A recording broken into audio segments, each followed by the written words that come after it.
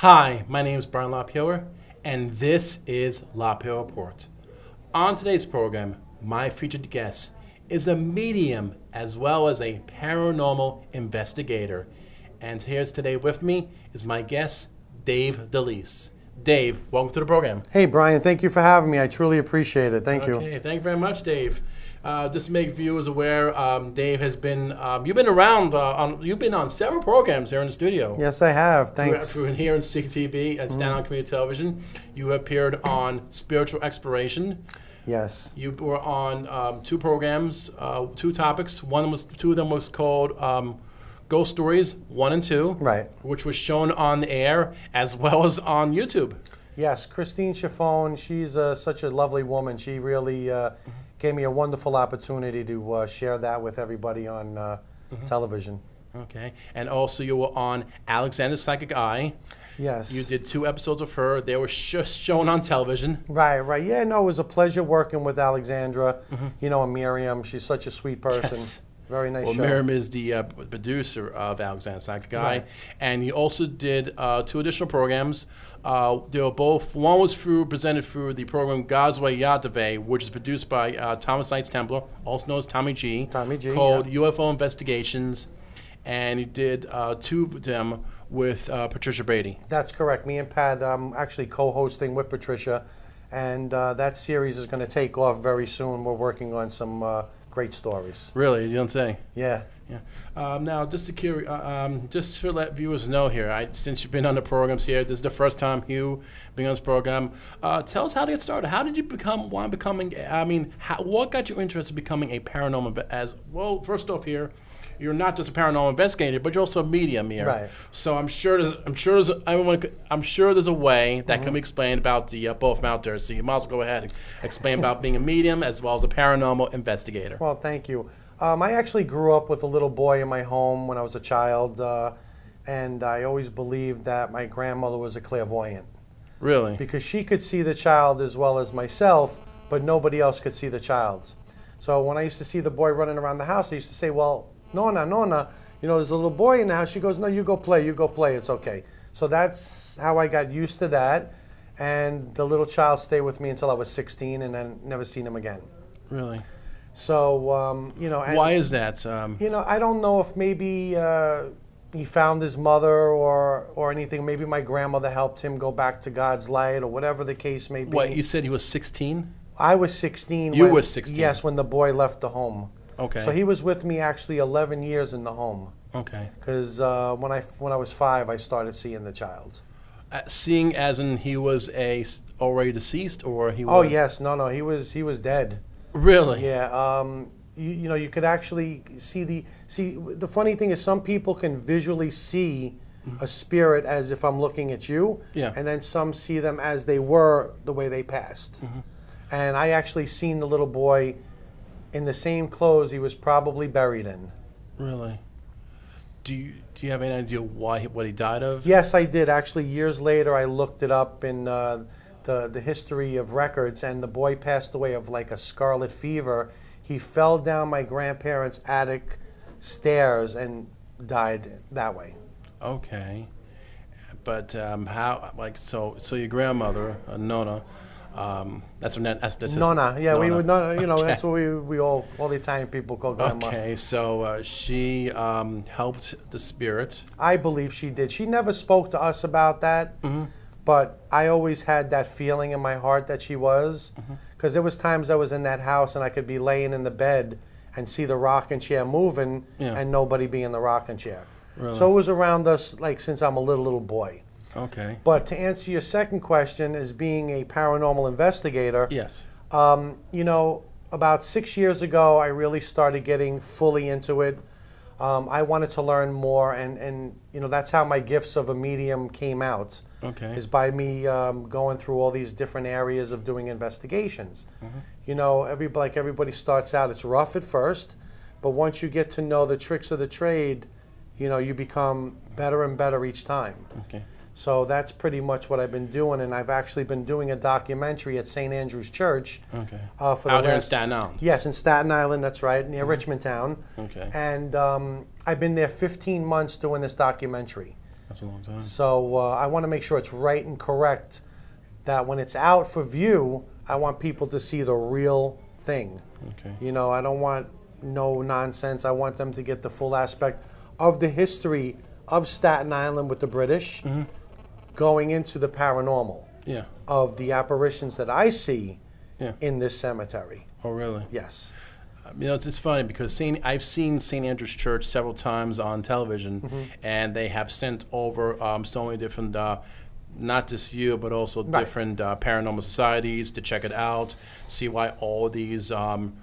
That's why the episode's called "Remarkable Reasons" Right. of why is this happening. Like there was one time I saw it on the news where one preacher heard the organ playing, and the other preacher and the other one, the preachers go, no, they weren't Right. playing the organ. Also, they have seen times the chandeliers was shaking, but supposedly the St. Andrew's Church was not originally a church. No, it was actually a hospital. Right. And the thing about that is, doing a ghost box session in the kitchen area of the church, I actually got to speak to a woman named Kate.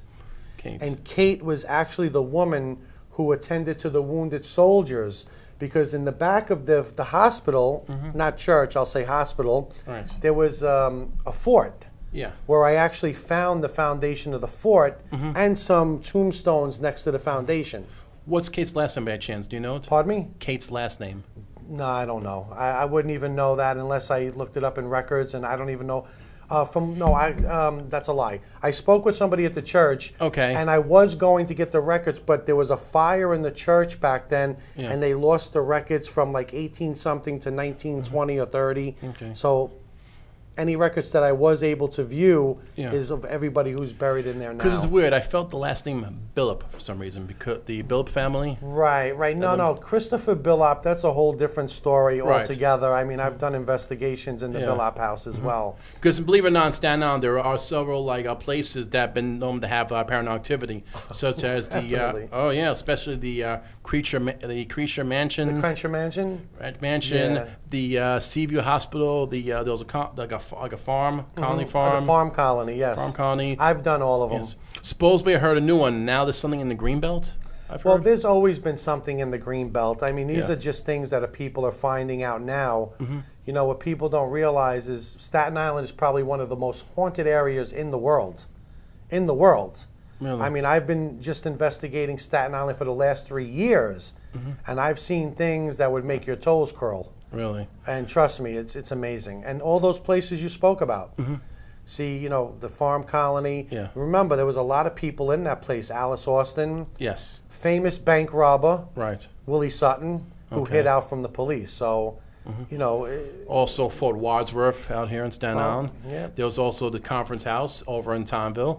Also, there was a street called Bedell Avenue, I think, that we're saying if you have the headlights turned off, you'll see an apparition hanging, or you see like a gun-toting maniac.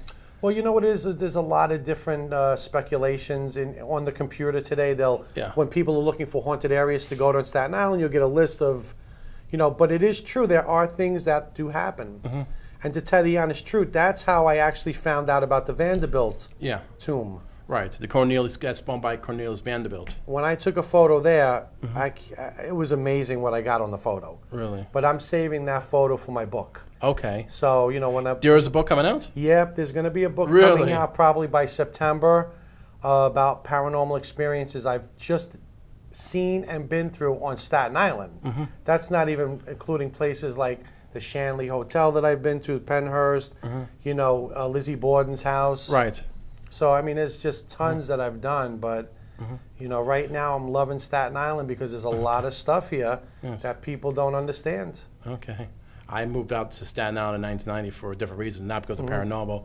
It's just that we felt the education in Brooklyn's District 22 wasn't really that great. Okay. So Staten Island, of course, has one district, which is 31. Right, right.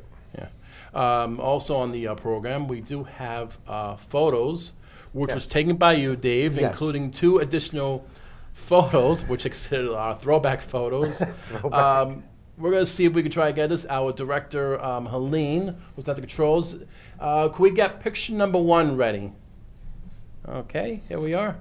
Okay, this is a Yeah, photo. can you explain this one? Definitely. This is a photo that I had taken inside the Lizzie Borden house. Okay. And this is actually Mrs. Borden sitting on the bed. You can see a full Class A body apparition, and to the right side of her, there is a man talking to her. Really? So you can actually see that face if you blew it up more. Like, you could clearly see that that is a body sitting on the bed and not a mannequin or anything else like that. It's truly a Class A photo. Now, has anybody else taken a picture of that? Nobody is. I've spoken with Leanne, who is the owner of the Lizzie Borden establishment. Okay. And she's never seen a photo like this in all the years of her. Just curiosity, where is the house located? They're up in Little Falls, Massachusetts. Massachusetts. And okay. it's a beautiful home. I mean, it's such a great place to go visit. It really is. By any chance, okay, let's go to picture number 2. All right, this is a photo while I was filming, doing my documentary. You know, when you're a medium, you get certain feelings when you're out there. And this face actually appeared to me as I was walking, taking photos. Okay. Now, this is of a woman. You know what? I don't know who the woman is, but you can see as clear as day that face was yelling for something. Okay. I just couldn't understand it at the time. Now, but you do have also audio equipment that you can tell. Yes. So, okay, we have picture number 3. Now, this photo here was taken during another part of an investigation at St. Andrews, where you actually get to see a spirit starting to manifest. It was, I mean, I could see that with the naked eye. Oh, yeah? So, I mean, as soon as I seen that, I took the camera and started taking photos, and I got about 12 photos with this spirit manifesting. Okay. So I got 12 different shots, but I wanted to bring one to show the audience. Okay, and let's go to the next picture. Again. Okay, this is another part of St. Andrews where I was doing an investigation. Yeah. Now, if you notice where that picture is, Yeah. that is actually a statue of Mother Mary. Okay. Now, that statue just disappeared, and that is what appeared in front of me, which was this man in a black suit and a white shirt with a beard, full beard and mustache. I mean, It looks it's, familiar. Who do you look like? you know, I don't know. I mean, there's a tombstone there. His name is Mr. Diamici. And I do speak with the little girl who's buried next to him. Her name is Rosa. Yeah. This little girl will follow me throughout the cemetery, and she'll pull my pants leg sometimes. A lot of the children in the cemetery know me because Yeah. I've been there so long. How long has Rosa been dead for? Just curiosity. She died, I believe, in 1994. 94. Yes, she's a very young addition to this cemetery.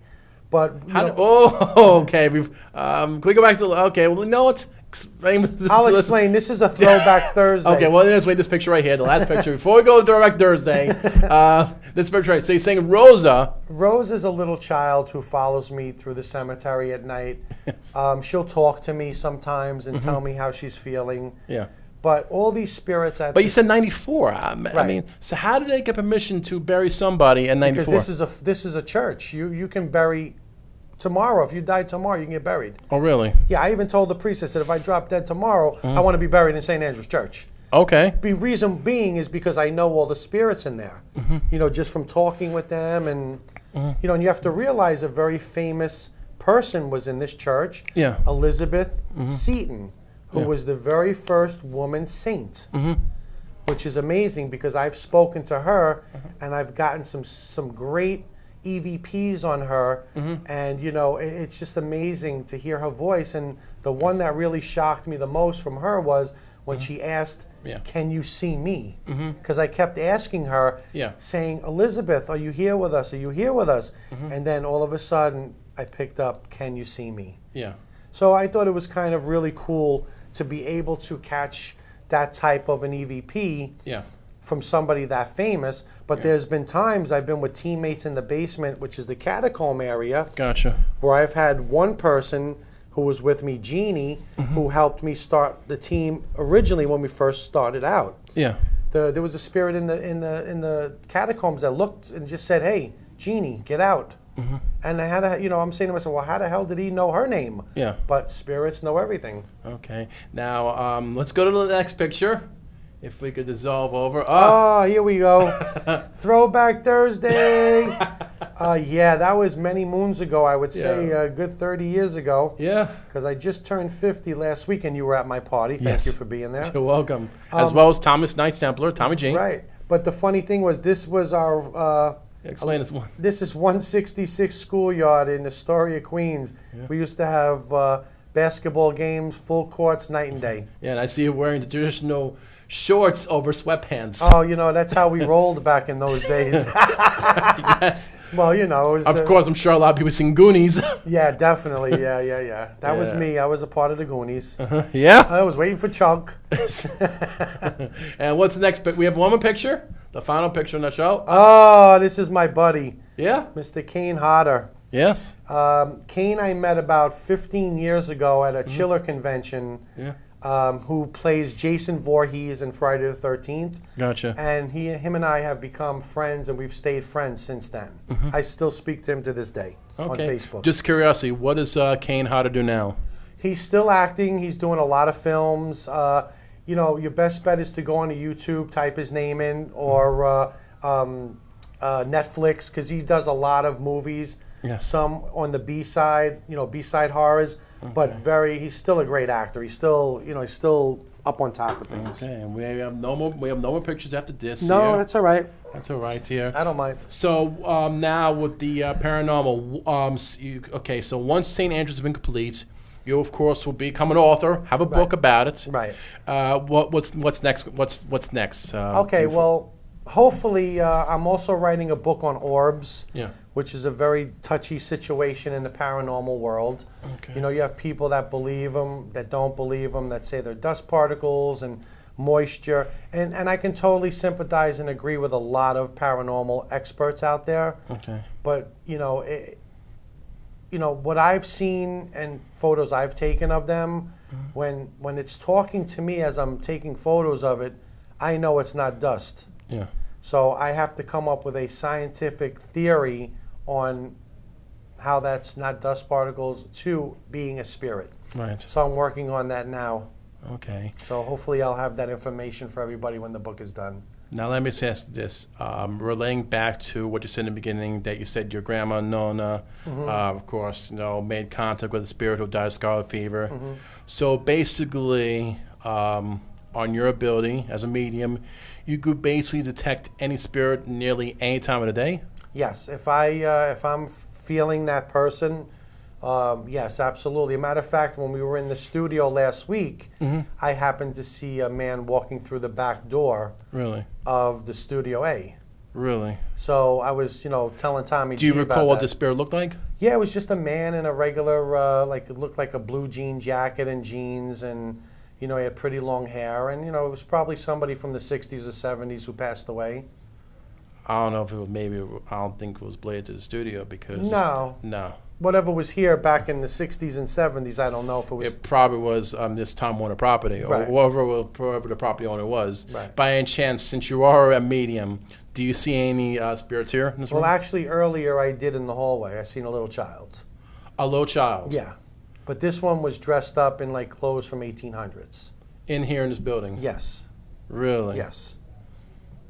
Do you suppose the spirit got lost and... Well, you know, a lot of times mediums and people who have abilities to send, you know, people to the light, to God's light, actually, Yeah. you know, we have that gift to do so. But remember, they can still come back at any time, you know, so it's not like a one-shot deal where you go. But at the time when you do send them, they need your help to get up there so that they can go through transformation. Okay. So, I mean, that's what I believe it is, like a transformation when they go up to wherever they're going. And right now, just curiosity, there's no spirit present in this room, is there? Nothing at all right now. Okay. Okay, at least it's good. What about now in the controls by now? Do you see anything? No, everybody's good over there. Helena's safe. Okay. There's nobody behind Helena. Here. Just curiosity. So the medium gift is something you inherited, correct? You know, it's so weird. People ask me all the time because sometimes I just come up with stuff like that. And Yeah. I don't know if it's been with me for generations, but I do know my grandmother was a clairvoyant. Yeah. Only in the last 2 or 3 years, since I know Tommy and all these healers here Yeah. that I've met through the studio, they've told me my gifts are amazing, that I have very high gifts. Yeah. So I'm learning still a lot of what these gifts are. But the main thing to me right now is I can actually physically see and speak to them. Okay. So that to me is plenty enough of a gift right now. Okay. Because I'm still trying to grasp that. Okay. You know? Just curiosity, do you expect a plan to teach people how to open up to the gifts by any chance? You know, I would love to do that at some point in time, but I'm going to be selfish right now. Okay. And I'm going to eat up the paranormal world because I truly love it. I truly love being a part of it. And I love to work with people who are into it. Yeah. You know, because I just love sharing evidence with each other, and you learn different techniques from each individual paranormal person because Okay. nobody's the same. Right. Just curiosity. In the, of course, you know, one of the biggest paranormal stories of all. I mean, never mind about the Malaysian flight 370. They're not sure whether where the plane flew to. One of them, of course, is Jimmy Hoffa. Jimmy Hoffa. Well, you know, Supposedly, I heard stories where he was either buried in Detroit, maybe he was buried where Giant Stadium used to be in East Rutherford, New Jersey. you know what? I'd have to do an investigation by the goalpost. Yeah. Because that's where they say he's buried, right under the goalpost. Well, now it's a parking lot. Oh, now it's a parking lot. Because Right. the Giant Stadiums now both the New York Giants and the Jets play at MetLife Stadium. Right. So you had to look up on a map where both stadiums used to be and also go like which on both goalposts where they used to hang. Right. Yeah, that would be pretty difficult, but I doubt it was unless he was buried at Shea Stadium. But then again, nah, I don't think he would. You know, to tell you the truth, nobody will ever know the truth on that. You know, and I truthfully don't think he was buried at Giant Stadium. If he was, they would have done an excavation Right. years and years ago. yeah. You know, that was just hearsay. Just curiosity, since our background is, of course, the World's Fair in Queens. Have you ever been to Citi Field? Oh, yeah, all the time. I love the Mets. That's my team. Yeah. And I've also been to Citi Field to do investigations, too.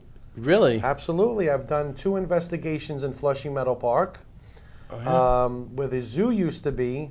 That actually was once a carriage house for slaves back in the old days. Oh, really? And I spoke with a couple of slave people, which was amazing because I got to hear their side of the story and what was going on back in those days. Because back then, between Corona and Flushing, that was all farmlands. Right. And, you know, things like that. So it was quite interesting to do an investigation there. You know, it would be a place that most people wouldn't think of going. Yeah. But that's me. I like to go to odd places. You know, I want to go do different things. You know, I don't want to Okay. do the same thing.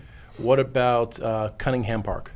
You know, at Cunningham Park, which I call Alley Pond Park, Yeah. that's where I grew up, you know, Oh, really? hanging out and like doing barbecues and stuff at 3 in the morning, having beers, you know, as a kid, you're growing up. Yes. But I've never done any investigations in there, but there are a lot of strange things that went on there because you had Creedmoor, Really? which was not even 5 minutes away from the park. Really? So God, where those baseball fields are, God only knows what went on in that hospital. Okay. You know, you're talking the same thing like Willowbrook. Yeah. You know, if it wasn't for Geraldo Rivera, Yes. you know, breaking in on that story, Yeah. you would never know what happened. That's true. But just remember all the deaths that went through, you know, and the abuse of the children and everything else. You know, all those spirits are roaming. Yeah. You know, and then you had the Andre Rand murders back in those days, and they found that poor kid on the grounds of CSI. Yeah. A girl. I think. Yeah, it was Jennifer. What's her name? Jennifer. I can't think of her last name, but it was Jennifer. It was a Yeah. shame, you know. Right. And then you know, it's just a hard thing to deal with. But you know, Yeah. it is what it is, you know. But spirits are definitely here. They're roaming around by the hundreds. Yes. You know, so this is what gives every paranormal investigator the chance. But a lot of people like to go away and do things in different, you know, parts of the country. Like I've done investigations in the Mayan ruins in Peru, Yeah. Mexico, you know, and when I'm ready to air those, I'll air them. Okay. Speaking of mediums, do you have any tips out there for anyone that's a medium? Well, I mean, just to really respect the gifts that you have, you know, and share them as much as you can. And as myself, I have healing hands. Yeah. So if you heal So somebody, don't forget there was also the TV show, not to interrupt, the TV show Medium, Alison Dubois. Right, and of right, course, right. Nia made a whole thing with the episodes where Patricia Arquette was, of course, Alison Dubois, Right. and she had the 3 daughters, Right. and of course, her middle, they didn't really inherit the gifts. I mean, except the oldest one did, and then all of a sudden the middle child, and then of course right. But Yes. everybody has the gift. yes, It's just when it comes out. right. That's how I look at it. You all have the gift. Don't be afraid of the gift. And if you have questions, please ask the questions to anybody. If you know anybody who's a medium or anybody, or look it up online. But always ask the questions and don't be afraid of it. Okay. Time's definitely running out, Dave. I definitely thank you for coming on the program. Thank you so much for having me, If Brian. anyone I out there appreciate it. wants to make contact with you, how can anybody do that? Please, you can email me at ghostlyspirit12@gmail.com. Or if you want to see any videos of investigations, you can go to my YouTube page and just type in Dave DeLeese. Okay. And my name is Dave DeLeese from Paranormal Dreams. Okay. If anyone out there wants to make contact with me, they could write to the studio or email me at LPRR2@gmail.com. I would like to thank right now Hunley Bachiri, the staff and crew of the studio, and the accounting firm of AJC Advisors. To the viewers, I'm Brian LaPierre, and this was LaPierre Reports. Thanks for watching.